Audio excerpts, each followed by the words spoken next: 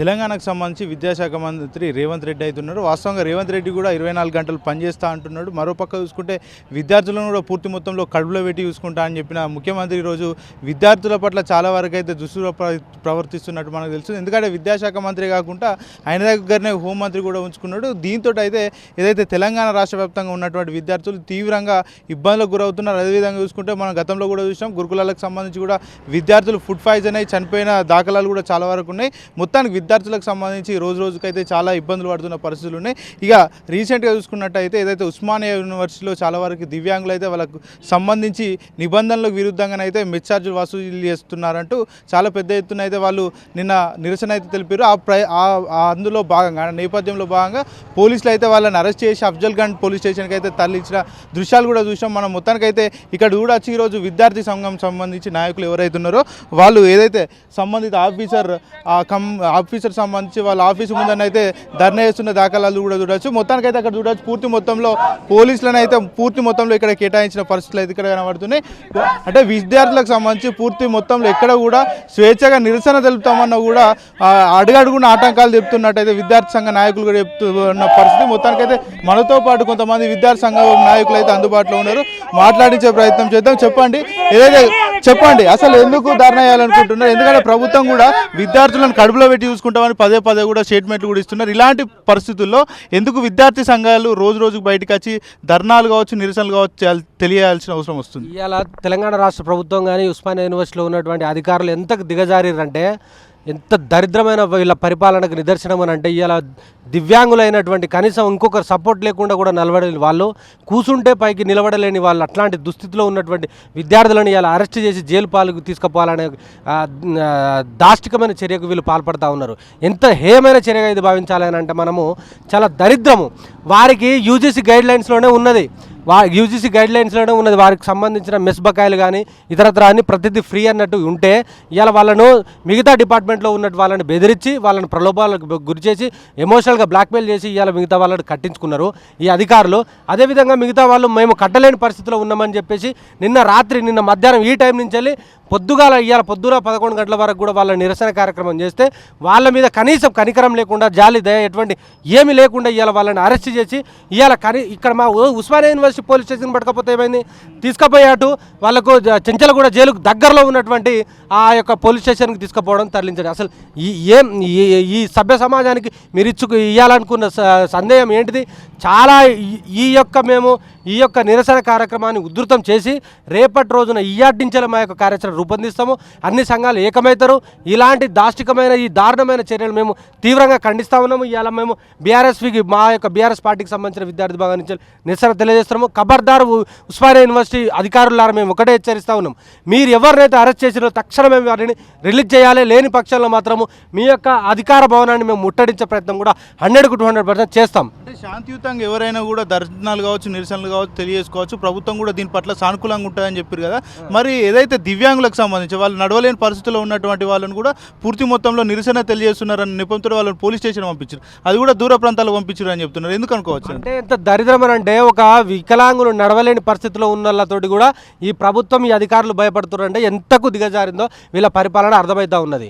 అరే బాబు, వాళ్ళకి కావాల్సిన హక్కుల గురించి మాట్లాడితే తప్ప, వాళ్ళకి రావాల్సిన వాటి గురించి మాట్లాడితే తప్ప, కనీసము జాలి దయ ఏం లేకుండా వాళ్ళను నిర్దాక్షిణ్యంగా కనీసం ఈ అధికారులు కలవలే వాళ్ళను.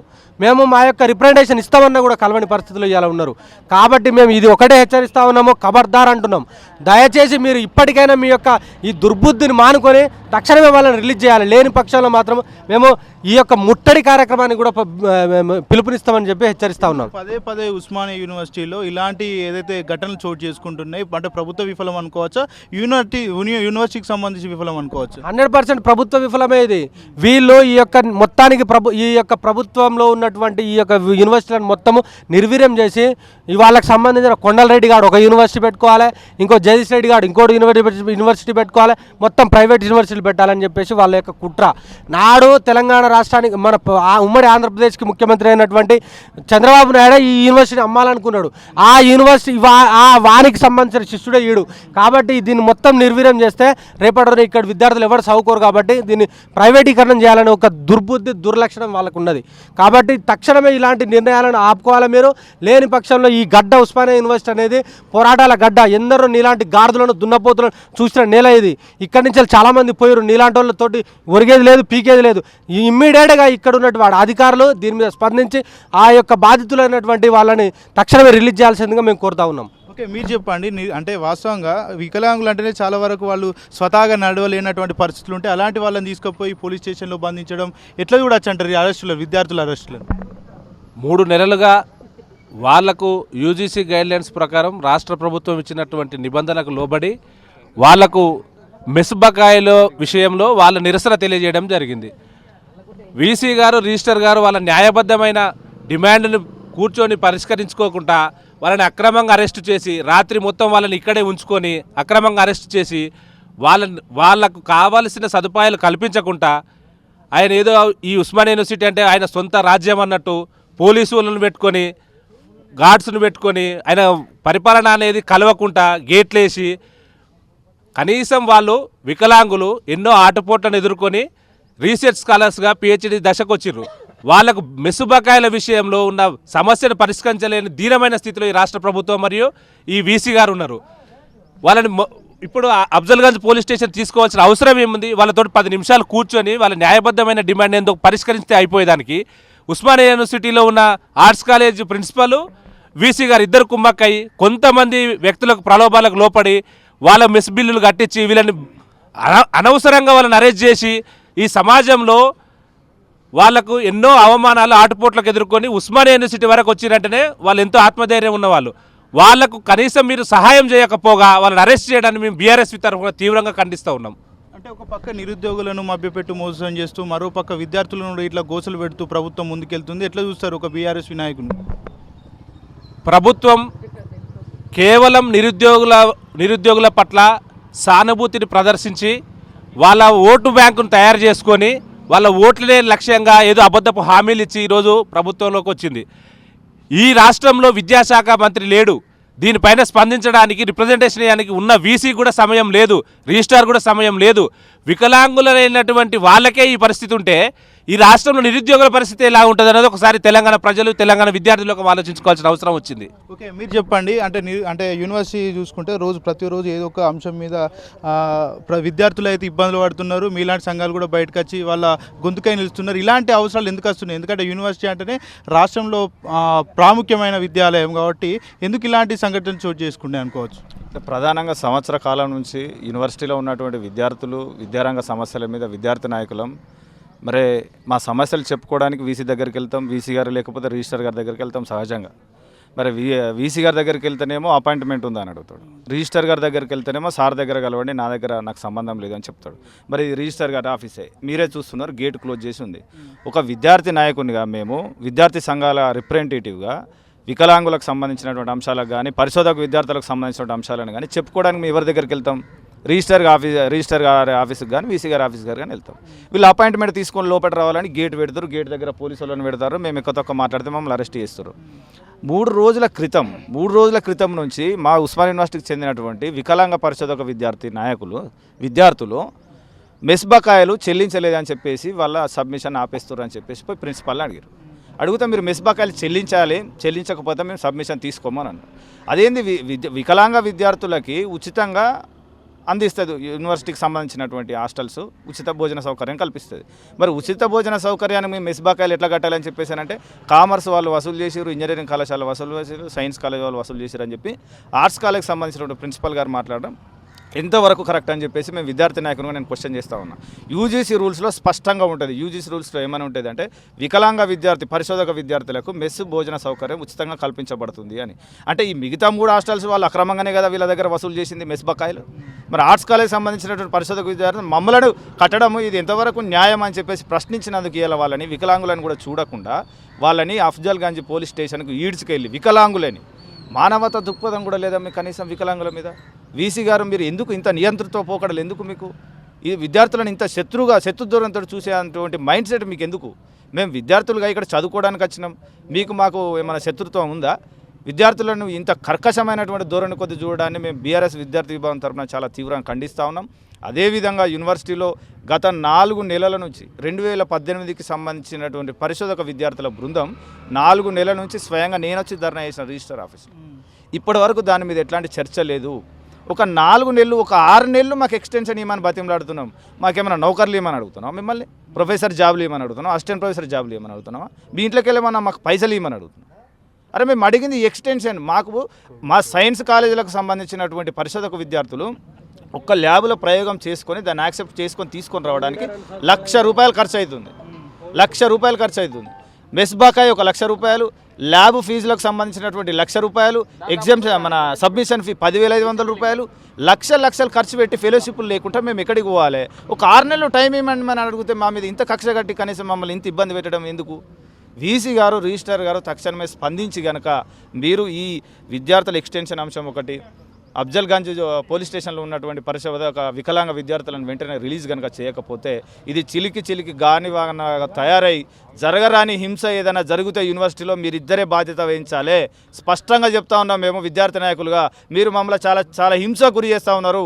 మేము మా ఓపిక నశించి మేము తీసుకునే నిర్ణయాలకు గనక యూనివర్సిటీలో అలజడులు చెలరేగితే మేము కాదు బాధ్యులు, మీరిద్దరే బాధ్యత వహించాలి.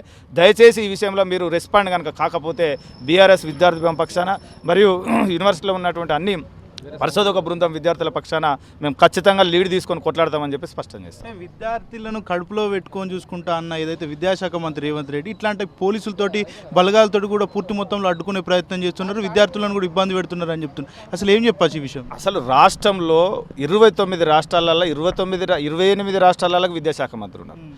ఏ రాష్ట్రానికన్నా విద్యాశాఖ మంత్రి లేని రాష్ట్రం ఏదన్నా ఉన్నది అంటే ఒక్క దరిద్రం మన దగ్గరనే ఉన్నారు. ఆ దరిద్రుడు రేవంత్ రెడ్డి. విద్యాశాఖ మంత్రి నువ్వు సీఎంగా నువ్వు ఉన్నప్పుడు విద్యాశాఖ మంత్రి నీ దగ్గర పెట్టుకొని నువ్వు చేసేటువంటి పని ఏంటిది? మొన్నటి బడ్జెట్లో 9,000 కోట్ల రూపాయల ఫండ్ కేటాయించిన విద్యాశాఖకు కనీసం 200 కోట్లు రిలీజ్ చేయలే. కనీసం కేటాయించడం వేరు, రిలీజ్ చేయడం వేరు. ఫండ్ రిలీజ్ చేయలేదు. యూనివర్సిటీకి సంబంధించినటువంటి దీనికి సంబంధించిన ఏ ఫండ్ కూడా రిలీజ్ చేయలేదు. నువ్వు మొన్న మీరు చూసారు గురుకుల హాస్టల్లో పెచ్చులు ఉడుతున్నాయని చెప్పేసి, ఫుడ్ పాయిజన్ అని చెప్పేసి 10ల సంఖ్యలో విద్యార్థులు మృతి చెందారు. కనీసం ముఖ్యమంత్రి హోదాలో ఉండి నీకు ఒక గురుకుల పాఠశాలను సందర్శించడానికి సిగ్గు లేకపోయా నీకు? మీరు నియమించినటువంటి కమిషన్ చైర్మన్, విద్యాశాఖ కమిషన్ చైర్మన్ ఆకునూరి మురళి మన గురుకులాలలో మీటింగ్ పెడితే స్వయంగా విద్యార్థులు చెప్పారు ఆకునూరి మురళి గారికి ఏమని అంటే, సార్ మేము ఫుడ్ పాయిజన్ అనేది చచ్చిపోతున్నాం, మాకు సరైనటువంటి మౌలిక వసతులు లేవు, మేము ఎవరికి చెప్పుకోవాలో అర్థం కావాలని చెప్పేసానంటే ఆకునూరి మురళి కమిషన్ చైర్మన్గా వచ్చినటువంటి ఆ రిపోర్ట్ ఎవరికి ఇచ్చారు? ఆ రిపోర్ట్ ఎక్కడ పోయింది? ఆ రిపోర్ట్ రేవంత్ రెడ్డి విద్యాశాఖ మంత్రి ఉన్నప్పుడు తెప్పించుకొని దాని మీద ఏం చర్యలు తీసుకున్నావు? విద్యారంగం తెలంగాణలో విద్యారంగం అనేది పూర్తిగా నిర్వీర్యం చేయబడింది. స్టూడెంట్ డీన్ వస్తున్నారు. స్టూడెంట్ డీన్ గారిని మేము గత కొన్ని రోజులుగా ఎన్ని రోజులుగా తిరుగుతున్నాం, ఒకసారి స్టూడెంట్ డీన్ గారిని మీరు ప్రశ్నించండి. వికలాంగులకు సంబంధించి చాలా మంది విద్యార్థులను కూడా అఫ్జల్గంజ్ పోలీస్ స్టేషన్లకు తరలించారని కూడా విద్యార్థులు చెప్తున్నారు. అసలు ఏం జరిగిందంటారు? అది యూనివర్సిటీ అదేదంటే ఫీజు కొంచెం డ్యూస్ ఉంటే దానికి ఇచ్చి వాళ్ళు వచ్చి ధర్నా చేశారు అంతే. దాని గురించి అంటే వాస్తవంగా ధర్నా చేసిన వాళ్ళందరినీ కూడా పోలీస్ స్టేషన్ తరలించారు కదా, వాళ్ళు దివ్యాంగులు నడవలేని పరిస్థితుల్లో ఉంటారు. అంత దూరం తరలించాల్సిన అవసరం ఏంటంటే ఎందుకంటే వాళ్ళు అసాంఘిక కార్యక్రమాలకు ఏమైనా పాల్పడి లేకుండే చాలా రోజులుగా మా మిస్ ఛార్జీలు కూడా మా దగ్గర తీసుకుంటున్నారు అని చెప్తున్నారు కదా, అంశం ఏమైనా మీ దృష్టికి వచ్చిందా? అది రిజిస్ట్రార్ సార్ చెప్తారు మీకు.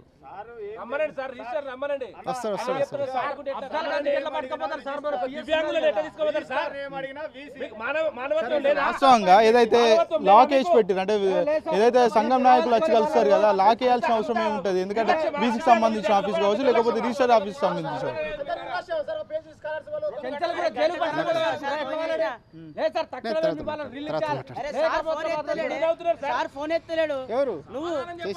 నేనే చేసిన 3 సార్లు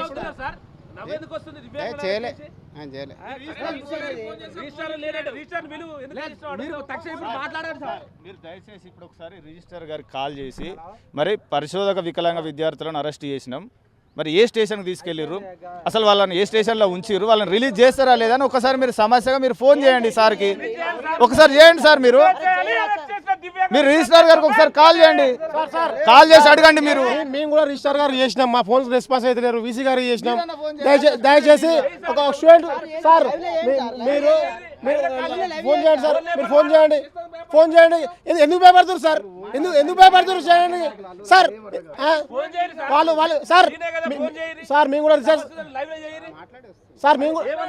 సార్ మేము కూడా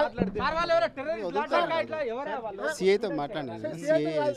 చెప్పేది సార్, మీ యొక్క అందరూ పరిశోధన విద్యార్థులు, పీజీ విద్యార్థులు కనీసం మేము గిడ కూర్చొని మాట్లాడుకోవాల్సిన పరిస్థితి ఎందుకు వచ్చింది సార్? మీరు ఇప్పుడు తక్షణం మనం విడుదల చేయాలి సార్, లేకపోతే మాత్రం మీరు ఒక స్టూడెంట్గా మీరు విసి గారితో మాట్లాడండి. ఎందుకు భయపడతారు సార్ మీరు విసి గారితో మాట్లాడడానికి? మీరు ఫోన్ చేయండి సార్, ఫోన్ చేయండి. ఇప్పుడు సార్ మేము చేస్తాం, మేము విసి గారికి చేస్తాం.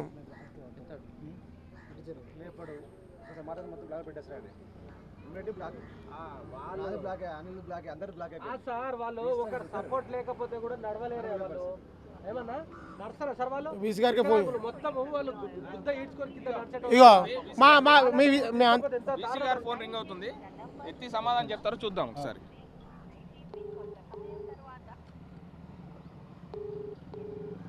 బీసీ గారి నెంబర్ ఇది చూడండి, అఫీషియల్ నెంబర్. సార్ ఎడిపోతారు సార్, ఏ పెను లింక్ లేనప్పుడు ఎడిపోతే నేను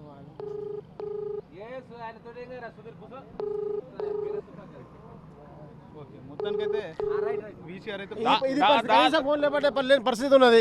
స్టూడెంట్ ఇక్కడనే ఉన్నాడు, కనీసం స్పందించిన పరిస్థితి లేదు. కనీసం అది ఇప్పుడు ఒక విద్యార్థులు గీడ కూర్చొని ధర్నా చేయాలా? కనీసం లోపలి తీసుకొచ్చే పరిస్థితి లేదు. 100 మంది పోలీసులను పెట్టుకున్నారు, ప్రైవేట్ సెక్యూరిటీ సహారా కంపెనీ పెట్టుకున్నారు. ఎందుకు అరెస్ట్ చేసిరని అడగడానికి వస్తే గేట్లు పెట్టుకుంటారు, వీసీ గారు అవైలబుల్ ఉండరు, రిజిస్టర్ గారు అవైలబుల్ ఉండరు, ఓఎస్టీ గారు ఉండరు. మరి ఎవరికి చెప్పాలి? మేము ఎవరిని అడగాలి? గతంలో ఎన్నడూ లేడు. గేట్లు మూసి ఈ అధికారులు ఈ విధంగా చేయడం అనేది చాలా దురదృష్టకరం. రేవంత్ రెడ్డి గారి పాలన ఈ యూనివర్సిటీలు కూడా కుంటుపడిపోతున్నాయి. యూనివర్సిటీలో అనేక సమస్యలు ఉన్నాయి, విద్యార్థుల సమస్యలే ఉన్నాయి. పిహెచ్డి ఇప్పుడు రాబోయే పిహెచ్డీలు కూడా చాలా అంటే చాలా తక్కువ సీట్లు ఉన్నాయి. దాని మీద కూడా మేము రాబోయే కాలంలో కార్యక్రమం తీసుకుంటాం. తెలంగాణ పోరాటానికి గడ్డైన ఉస్మానియాలో ఇంతటి దారుణాలు జరిగితే రాబోయే రోజుల్లో విద్యార్థులకు సంబంధించి ఇందులో జాయిన్ అయ్యే అవకాశాలు ఏమైనా ఉంటాయా? దాదాపు యూనివర్సిటీలలో పరిశోధన కుంటుపడిన విషయం మనందరికీ తెలిసిన విషయమే. అదేవిధంగా మొన్న ప్రభుత్వం జీవో జారీ చేసింది. ఏంటి, 62 సంవత్సరాలు ఉన్న ప్రొఫెసర్లను 65 సంవత్సరాలు చేసింది. వాళ్ళ వయసును పెంచిన తర్వాత ఏమవుతుంది, పరిశోధక విద్యార్థుల సంఖ్య కూడా పెరగాలి. కానీ మొన్న ఇచ్చిన నోటిఫికేషన్ ఏం జరిగిందంటే, గతంలో ఏదైతే విధంగా ఉన్నదో నోటిఫికేషన్ సంఖ్య కూడా అంతే ఉంది. వాళ్ళు వయసును పెంచినా కూడా ఇక్కడ విద్యార్థుల సంఖ్యను పెంచలేదు, సీట్ల సంఖ్యను పెంచలేదు. దాని మీద కూడా మేము తీవ్రతరంగా పోరాటం చేస్తాం.